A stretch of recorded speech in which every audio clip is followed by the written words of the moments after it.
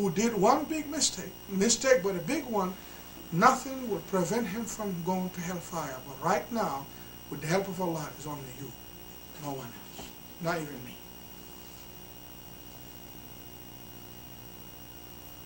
She said, wow, I didn't know that, it's that bad. Yeah. I didn't know it's that bad. He said, yes. The fire that is waiting for him is 70 times worse than this fire of this tree.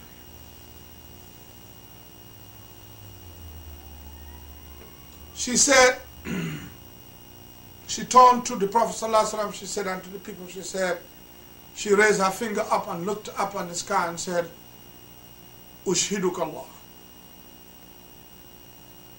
I would like to make Allah as my witness and angels above the sky. And Ushhiduka ya Rasulullah, and you, the Prophet ﷺ, as my witness. Wa ushhidul hadirun, and I would like to make the people who are attending this gathering as my witness that I have forgiven my son. That I have forgiven my son. Prophet ﷺ said to Bilal, go check the young man and see if he is able to say La ilaha illallah. Maybe the mother of Alqamah got shy from the Prophet ﷺ and just said something, but not from her bottom of her heart. You with me? Just go and see. The moment Bilal went back to the house, found the young man laying on the bed, saying by himself now, La ilaha, la ilaha, la ilaha. He died the afternoon of that day, around Asr Salat. Prophet ﷺ performed the Salatul Janazah on him after Asr Salat. And he went with the, body to the graveyard and participated in the burial process.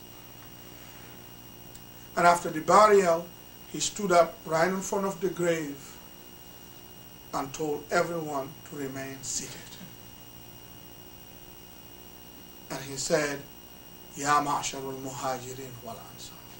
All you, the muhajirin and the ansar, give me a closed ears of yours for a second. Now, he said, from today, and I would like each one of you who attended this gathering to make sure, relate what he heard to other people who did not attend today.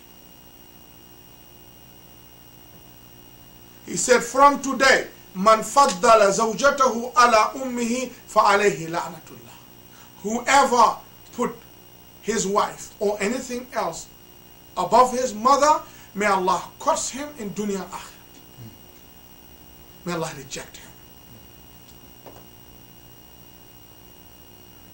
Now, وَلَا يَقْبَلُ مِنْهُ صَرْفٌ. And may Allah, he was very upset now.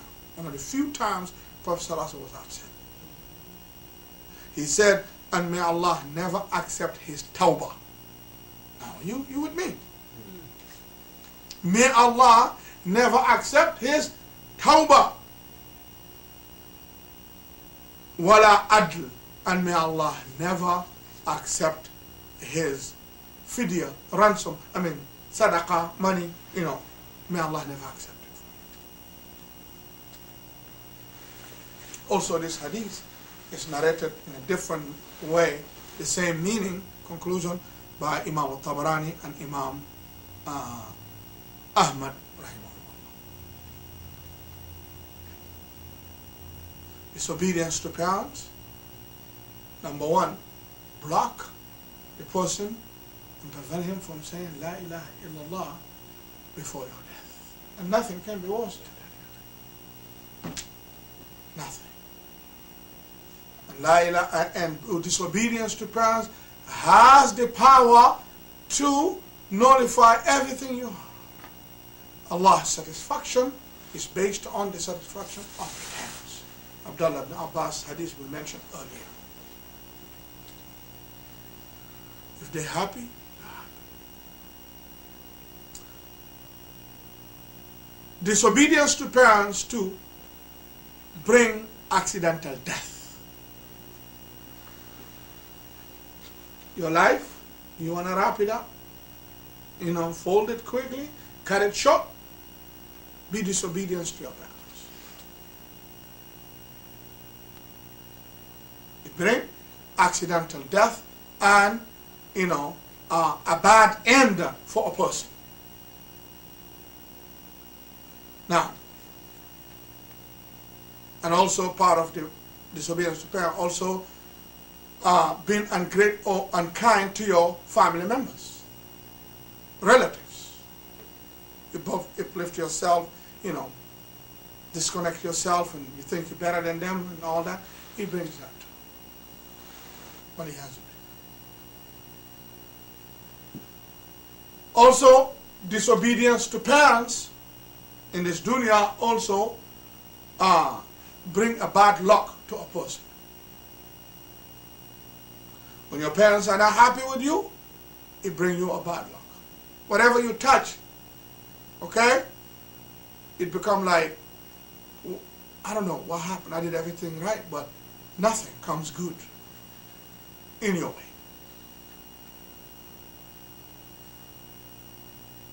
One of the mashayikh was given a lecture, and after the lecture, a man came to one of the part of the questions, allowed the question, and a young man, stood up and said to the old man,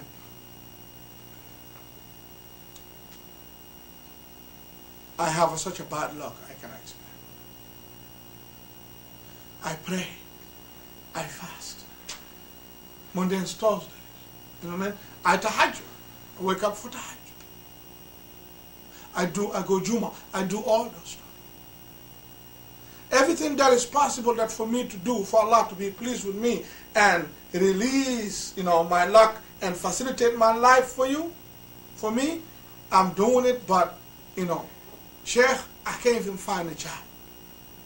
Whatever I do, it end up, in the wrong way.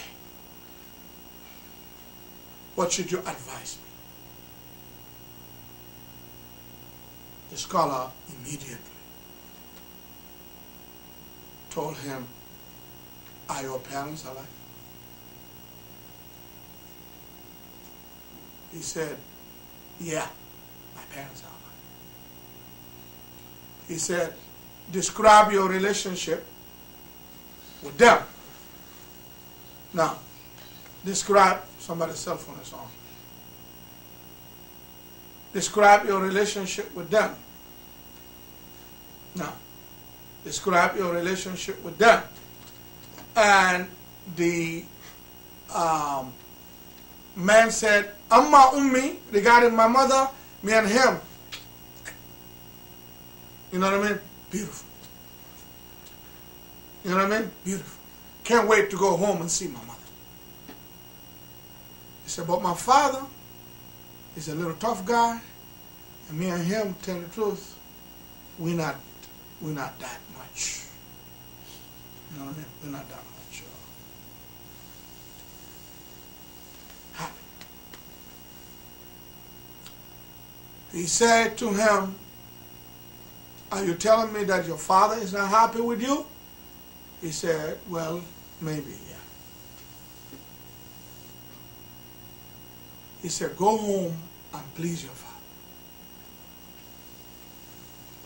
You with me? Go home and please your father and take it from there. And take it from there. The young man said, I went back home, you know what I mean? I went straight to my father, went on my knees, hold his hand, kissed the hands of my father, and started weeping and tears, crying, and asked him to forgive me. The father cried for a minute and hugged his son and told him, I forgive you for the sake of Allah subhanahu. He said, from that day I continue to, be in the service of my father and to obey my father and to please him and to accept him,